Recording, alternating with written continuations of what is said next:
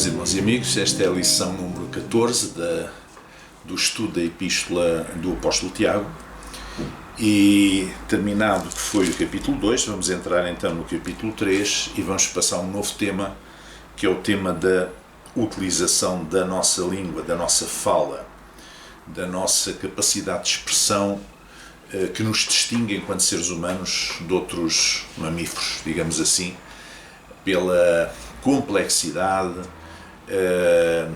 pelas potencialidades imensas que tem a fala humana em termos de comunicação. E o apóstolo diz assim aos seus destinatários da sua carta, diz: meus irmãos, muitos de vós não sejam mestres, sabendo que receberemos mais duro juízo, porque todos tropeçamos em muitas coisas. Se alguém não tropeça em palavra, na sua maneira de falar, portanto, o tal é perfeito e poderoso para também refrear todo o corpo. Ora bem, o que o apóstolo está a dizer é que nós temos muitas dificuldades em controlar os nossos impulsos humanos, as nossas atitudes. E uma prova disto é que muitas vezes nem sequer conseguimos controlar as nossas palavras. Ou seja, as palavras que nós dizemos têm uma carga que pode ser construtiva ou pode ser destrutiva, ou então não ser inócua, não ser uma coisa nem outra. Mas muitas vezes a carga das nossas palavras é destrutiva. E, portanto, como é que nós dizemos que controlamos as nossas atitudes quando, por vezes, nem sequer controlamos as nossas palavras? Então ele dá um conselho e diz para que os cristãos a quem ele dirige esta carta não queiram ser mestres, porque receberão mais duro juízo. Ora bem, esta ideia de exigir maior responsabilidade a quem tem maior conhecimento, maior revelação de Deus, é perfeitamente bíblica, está muito bem plasmada no Novo Testamento, que nós vamos respondendo perante Deus à medida que nós temos revelação. A ignorância, portanto, Deus não toma em conta o tempo da ignorância, diz a Bíblia. Isto significa que aquilo que nós desconhecemos sobre o caráter de Deus, sobre a vontade de Deus, Deus não nos pode cobrar, digamos assim. Mas à medida que nós recebemos essa revelação, então é suposto que Deus espere que nós possamos agir em consonância com aquilo que é a sua vontade, com aquilo que é o seu caráter. Portanto, aqueles que querem ser mestres, querem ser muito sábios, eles serão alvo de um juízo mais rigoroso. Da mesma forma como os nossos filhos mais velhos, mais adultos, digamos assim, também a eles exigimos mais responsabilidade do que exigimos aos nossos filhos que são crianças. Porquê? Porque estão num processo de desenvolvimento e, portanto, a um maior conhecimento, a um maior amadurecimento e, portanto, a uma maior revelação exige-se maior responsabilidade. E, de facto, o apóstolo Tiago diz que todos tropeçamos em muitas coisas. E ele está a incluir-se nesse grupo. Todos. Ele não se põe de fora. Todos tropeçamos em muitas coisas. E, portanto, vamos ser humildes. Vamos admitir que, de facto, somos pecadores, que, de facto, estamos sujeitos a esta existência humana, enquanto aqui estivermos, estamos sujeitos a falhar, estamos sujeitos a passar ao lado daquilo que devíamos fazer e a passar ao lado daquilo que Deus espera de nós. E quantas vezes nós não falhamos por pensamento, por palavra, por atitude ou até por omissão, não fazendo aquilo que devíamos fazer, o bem que devíamos fazer. Portanto, todos nós falhamos muitas vezes. O que nós precisamos é ter consciência das nossas falhas e procurar honestamente corrigi-las, corrigir o nosso rumo. E, de facto, se nós não conseguimos controlar a língua, dificilmente conseguimos controlar as nossas atitudes. Então o apóstolo diz aqui no versículo 3, nós pomos freio na boca dos cavalos para que nos obedeçam e conseguimos dirigir todo o seu corpo.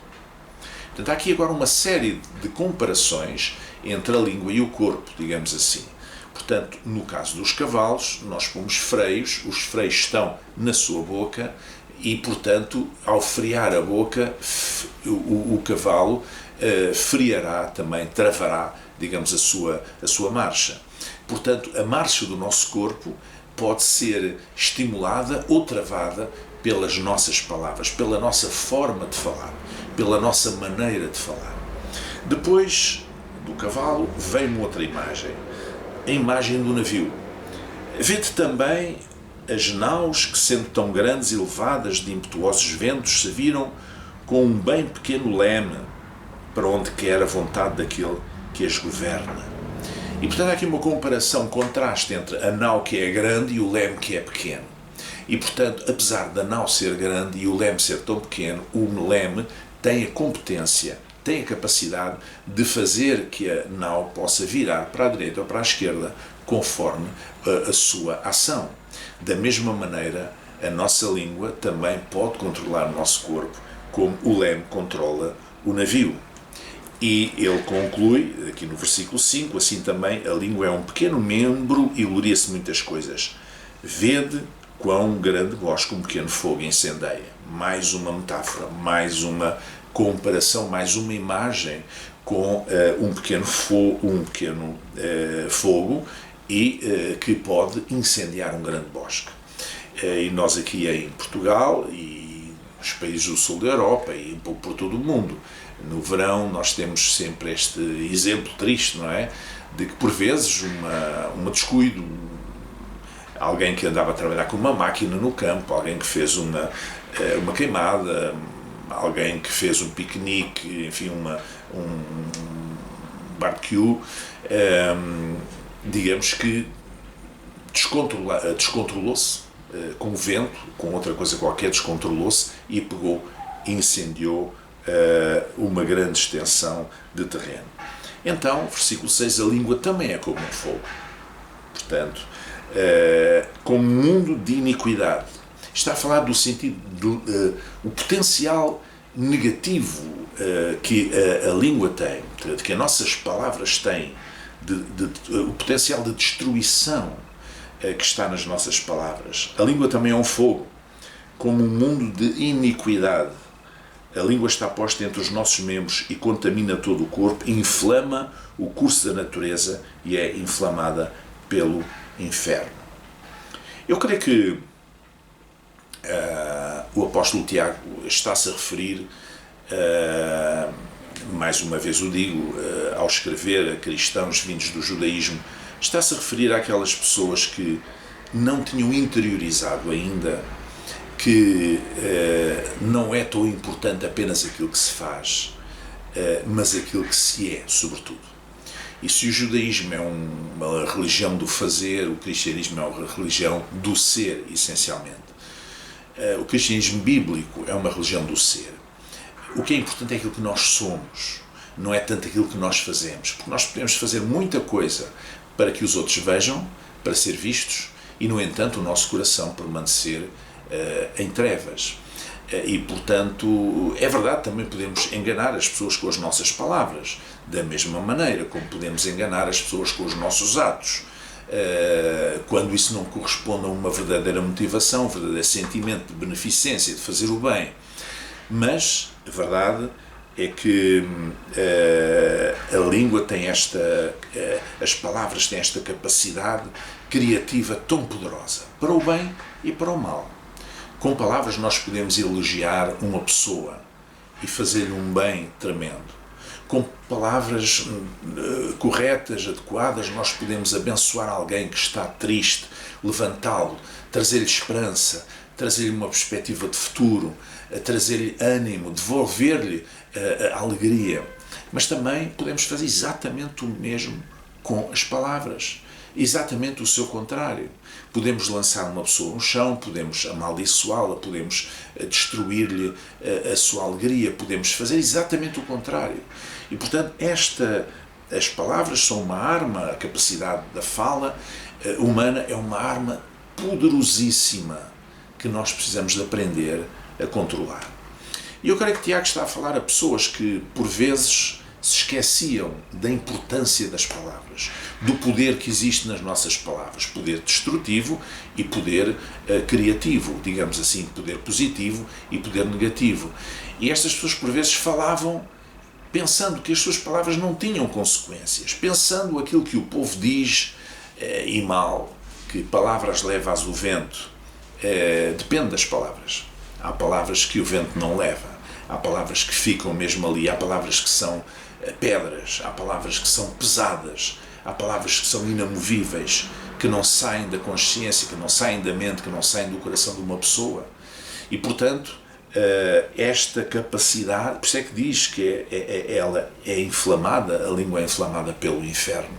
Quando é usada no sentido destrutivo, é realmente qualquer coisa muito negativo. Porque toda a natureza, tanto de bestas, feras, como de aves, tanto de répteis como de animais do mar, se amansa e foi domada pela natureza humana. Portanto, o homem domou, foi capaz de domar grande parte dos animais. Mas nenhum homem pode domar a sua língua. É um mal que não se pode refriar. Está cheia de peçonha mortal. Ou seja, a língua é qualquer coisa que não se pode domar como quem doma um animal. Não se pode controlar como quem exercita um animal para que lhe obedeça. Não. A língua fala, diz a Bíblia, daquilo que o coração está cheio. E, portanto, se o coração está cheio de trevas, está cheio de negativo, está cheio de escuridão, a língua, a boca vai falar disso. E, portanto, nós não podemos simplesmente controlar a nossa língua. É verdade que podemos enganar, às vezes, as pessoas momentaneamente com umas palavras que não correspondem ao nosso pensamento nem ao nosso sentimento. Mas não podemos fazer isso sempre, porque a tendência humana é que a boca fale daquilo que o coração está cheio. Com ela, com a língua, nós bendizemos a Deus e Pai, e com ela amaldiçoamos os homens feitos à semelhança de Deus. Esta dualidade, que também está presente nas nossas atitudes, naturalmente, mas que na nossa palavra, na nossa capacidade de comunicação verbal, está muito presente. Nós, com as nossas palavras, louvamos a Deus, mas depois amaldiçoamos alguém que é a criação de Deus, não é? Que foi feita à semelhança de Deus. Não deveria ser assim. De uma mesma boca procede bênção e maldição. Meus irmãos, não convém que assim se faça. E agora encontramos uma nova, o apóstolo Tiago propõe uma nova metáfora, uma nova comparação. Porventura deita alguma fonte de um mesmo manancial água doce e água amargosa? As boas palavras, as palavras positivas seriam a água doce e as palavras negativas a água salobra, a água que não presta. E da mesma fonte não procedem as duas naturezas. Ou sai água potável, ou sai água salobra. Ou sai água que se pode beber, ou sai água que não se pode beber. E, portanto, uma nova ainda metáfora que encontramos aqui, que é a metáfora da figueira. Meus irmãos, pode também a figueira produzir azeitonas ou a videira figos? São árvores diferentes, são coisas diferentes. Não. Assim tão pouco pode uma fonte dar água salgada e doce, água salobra e água doce. E, portanto, este conjunto de metáforas, este conjunto de imagens da vida do dia-a-dia, da vida cotidiana, tão simples de entender, o fogo, o navio, a fonte, a árvore, o fruto da árvore, tudo isto eram coisas do dia-a-dia das pessoas e que qualquer um que estivesse a ouvir estas palavras podia entender. Este conjunto de metáforas sempre a martelar no mesmo ponto, sempre a ilustrar a mesma verdade espiritual, é qualquer coisa que nos ajuda a compreender que, de facto, havia aqui um esforço muito grande do apóstolo Tiago em fazer compreender os seus ouvintes, os destinatários da sua carta, de que este assunto é um assunto fundamental, é um assunto muito importante. Quantas amizades não têm sido destruídas por causa das palavras? Quantos casamentos não têm sido destruídos por causa das palavras? Quantos relacionamentos entre pais e filhos, entre mães e filhas, não têm sido destruídos por causa das palavras? Quantos relacionamentos entre irmãos não têm sido destruídos por causa das palavras? quantos ressentimentos, quantas raízes de amargura, quantos sentimentos negativos não têm surgido na decorrência de palavras que foram inadequadas, que palavras que saíram da boca para fora, que foram lançadas talvez muitas vezes sem pensar, num momento de ira, num momento em que nós não somos capazes de filtrar as palavras, e as palavras são como pedras que se lançam. É como pedras que se lançam. Depois de lançarmos uma pedra, já não podemos fazer nada. Ou seja, depois de lançar a pedra, ela fará o seu efeito. Se ela for contra um vidro, ela parte o vidro. Depois de a lançar, já não podemos fazer nada. Se ela, por acaso, não cair num sítio que não faz mal a ninguém, nem provoca qualquer destruição, tudo bem. Mas, tanto num caso como no outro, depois de a lançar, nós já não podemos agarrar. Então, isto significa que antes de lançarmos uma palavra precipitadamente, antes de lançarmos uma palavra sem pensar, nós devíamos refletir um pouco e colocar a nós algumas questões, como por exemplo, será que é mesmo isto que eu quero dizer? Será que estas palavras interpretam de facto o meu pensamento? Será que estas palavras não vão provocar mais destruição do que bênção? Será que estas palavras não vão provocar mais mal do que bem? Será que estas são as melhores palavras que eu posso usar neste momento e nestas circunstâncias, nesta situação? Depois da pedra lançada, já não há nada a fazer. Portanto, é bom que nós possamos tomar consciência, perfeita consciência, do poder tremendo que temos nas nossas palavras. A palavra é qualquer coisa poderosíssima. A Bíblia diz que pela palavra de Deus os mundos foram criados. A Bíblia diz que Jesus Cristo é a palavra de Deus feita carne. Portanto, a palavra, essa ferramenta de excelência em termos de comunicação, é qualquer coisa. É uma bênção de Deus. É uma marca distintiva nos seres humanos, que mais nenhum ser vivo tem, ao nível que nós temos de comunicação pela fala. E, portanto, é uma ferramenta, é um valor, é qualquer coisa muito importante que nós devemos aprender a usar. E, como cristãos, devíamos aprender a usar em benefício daqueles que são os receptores dos nossos interlocutores para quem nós enviamos essas palavras. Nem que seja quando nós falamos apenas para nós mesmos. Também devíamos falar palavras de bênção, de edificação, palavras que nos façam crescer, que nos abençoem. É para isso que nós somos chamados, para ser fatores de bênção e nunca de maldição. Deus vos abençoe, uma semana na sua graça.